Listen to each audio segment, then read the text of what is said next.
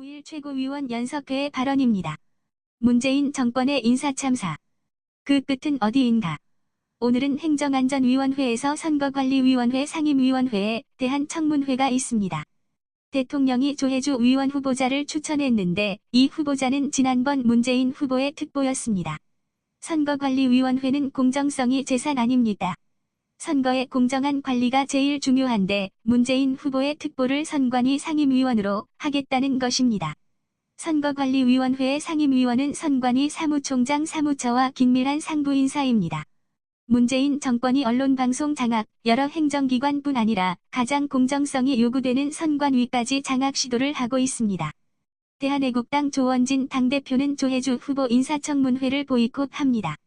도저히 후보로 추천하면 안 되는 사람을 추천했기 때문에 자유한국당과 같이 인사청문회 보이콧을 합니다. 문재인 정권의 오만이 국민들을 너무 우습게 보고 있습니다. 선거관리위원회까지 발을 뻗쳐서 다음 총선, 그 다음 대선까지 직접적 영향을 끼치겠다는 아주 잘못된 생각을 가지고 있습니다. 도대체 좌파 정권의 그 끝이 어디입니까? 그들의 국민 무시, 야당 무시, 오만함, 그 끝이 어디인지 지켜볼 것입니다. 8일인 어제 비서실장 노영민, 정무수석 강기정, 국민소통수석 윤도한에 대한 인사가 있었습니다. 노영민 비서실장은 여러분도 잘 아시듯 여러 가지 구설수에 올랐던 사람입니다. 주중대사도 안 된다는 여론이 빗발쳤었습니다. 그런데 주중대사 첫 인사였기 때문에 야당이나 국민들이 넘겨준 것입니다. 그러한 인사를 비서실장으로 임명한 것, 이번 청와대 인사를 보면 바로 주사파 비서실에서 촛불 비서실로 바뀐 것입니다. 노영민이 어떤 사람입니까? 노무현 정부 당시 문재인이 95% 일처리하고 노무현에게 5%만 보고한다고 이렇게 노무현 대통령을 디스한 사람입니다. 또 그 발언 하나하나를 정제되지 못한 채 쏟아내는 사람 중 한 명입니다. 이런 사람을 임명하여 주사파 비서실에서 촛불 비서실로 바꾼 것은 우파 국민을 우습게 보고 있다는 것입니다. 앞으로 우파 국민에 대한 탄압이 더 가중될 것입니다. 그들의 행태를 국민들과 함께 예의주시하겠습니다. 숨길 게 많은 문재인 정부 국정조사를 요청한다. 지금 문재인 정권의 가장 큰 문제는 도대체 상상할 수 없는 일들이 끊임없이 진행 중이라는 것입니다. 청와대 인사실의 행정관이 행정인사 자료를 가지고 육군 참모총장을 카페로 불러냈습니다. 우리가 지금 코미디를 보고 있는 것입니다. 60만 국군의 사기를 이런 식으로 떨어뜨릴 수는 없는 것입니다. 그런데 무엇이라 변명하고 있습니까? 불러낼 수도 있지 않느냐고 합니다. 게다가 인사서류도 잊어버렸습니다. 이것은 기각 문제도 아닙니다. 도대체 문재인의 비서실은 대한민국의 국군, 국민을 이렇게 무시해도 되는 것입니까? 군인들이 지금 부글부글 끓고 있습니다. 5급 행정관이 낮은 직급은 아니지만 군의 최고 지도자를 카페로 불러내서 얘기할 수 있단 말입니까? 무엇을 숨기고 있는 것입니까? 청와대에서 인사청탁하면 다음에 특검에 걸릴까봐 밖에서 한 거 아닙니까? 도대체 무엇을 숨기려고 한단 말입니까? 문재인 정권 들어와 특검할 사항이 너무나 많습니다. 드루킹과 김경수 사건, 노회찬의 죽음, 한 가지 더 말씀드리자면 이탈리아 대리대사가 망명 신청했다고 합니다. 거기에 대한민국이 포함되었었는지 확인해 봐야 합니다. 외교통일위를 열어서 이탈리아로 가든지 그 대리대사를 만나든지 해서 확인을 해야 합니다. 만약 대한민국에 망명 신청을 했는데 문재인 대통령이 거절했다면 이것은 탄핵감입니다. 이것은 있을 수 없는 일입니다. 분명하게 밝혀야 합니다.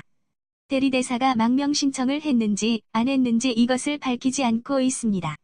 미국 망명과 우방국 망명 신청을 했다고 나오고 있는 것을 왜 당당히 밝히지 못합니까? 도대체 뭘 감추려고 합니까? 태영호 공사 말대로 지금 헐벗고 있는 북한 주민들을 해방시키는 일은 역사적 책무입니다. 그래서 태영호 공사가 대리대사에게 한국에 오라고 이것이 북한 주민을 해방시키는 우리의 의무 아닌가?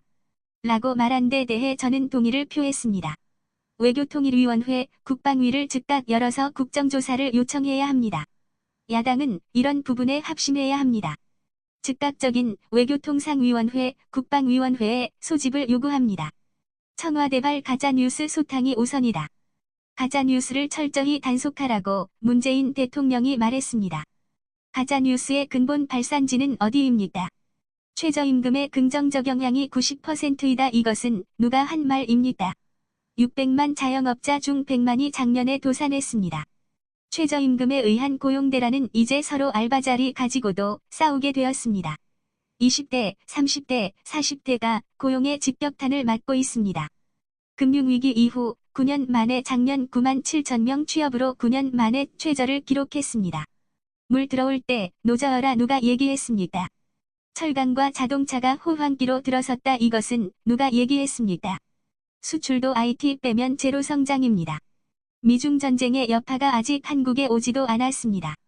에프타 여파도 아직 한국에 오지 않았습니다. 그러면 문재인 정권이 해야 할 일이 무엇입니까? 자숙하고 경제 부분에 대한 통계를 있는 그대로 발표하고 가짜 뉴스 생산하지 말길 바랍니다. 국민들을 이렇게 바보로 봐도 됩니까? 경제가 어렵다. 도와주세요. 이렇게 말해야 맞는 것 아닙니까? 참모가 경제적 상황인식은 정반대로 보고하고 그것을 대통령이라는 사람은 국민들에게 그대로 말하는 그 인식이 도대체 어디서 나오는 것인지 의문스럽지 않을 수 없습니다. 인사참사, 외교참사, 경제참사, 교육참사, 법치참사, 참사공화국으로 가고 있는 문재인 정권의 퇴진만이 대한민국을 살릴 수 있다는 것이 우리 대한애국당의 입장입니다. 일을 할 때마다 사고가 터지니 그럴 바에는 아무 일도 하지 말길 바랍니다. 이제는 국민들이 두려울 지경입니다. 무슨 정책을 내놓으면 그 후속 사고들이 계속 터지니 국민들이 지금 청와대를 걱정해야 하는 상황이 되어버렸습니다. 불과 2년도 안 된 정권이 이렇게 국민들에게 불신을 당하고 정부의 정책을 걱정하는 이런 나라가 되어버렸습니다. 가짜뉴스 소탕 작전을 얘기하고 있으나 정작 청와대발 가짜뉴스를 소탕하는 것이 그 우선입니다. 사과 없는 김정은의 답방에 철저한 반대 투쟁으로 임할 것. 홍영표 더불어민주당 원내대표가 김정은의 답방을 얘기하고 심지어 국회연설까지도 했습니다. 김정은이 오는 것은 자유이나 가는 것은 잘 모르겠습니다. 수차례의 도발, 아버지와 할아버지 때부터의 대한민국에 대한 남침, 천안함 폭침, 갈기 폭파, 목침 지뢰 등 수많은 도발에 대해서 사과해야 합니다. 고난의 행군 시대에 250만 명을 우리 동포를 굶겨 죽이고 지금도 20만 명의 정치 수용소에 갇혀 있는 정치범, 걸핏하면 고사포로 사람을 죽이는 이 나라가 대단히 긍정적인 나라라고 평양운동장에서 대한민국 대통령이라는 자가 말했습니다. 이러한 사과에 전제 조건 없이 한국 땅을 밟는 것은 천만 이산가족뿐만 아니라 북한에 의해 수차례의 도발, 당했던 국민들을 무시하는 것입니다. 대한애국당은 김정은의 답방에 대한 철저한 반대 투쟁을 계획하고 준비와 대응에 만전을 기할 것입니다.